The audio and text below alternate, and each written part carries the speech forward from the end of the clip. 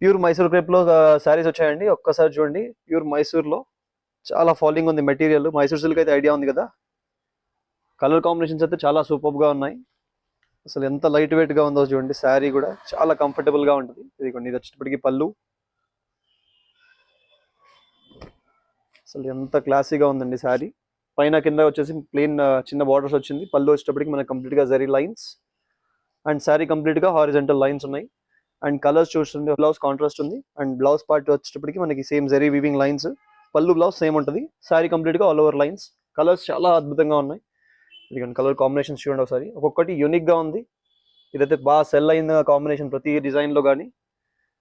ఇదిగోండి yellow with violet shade.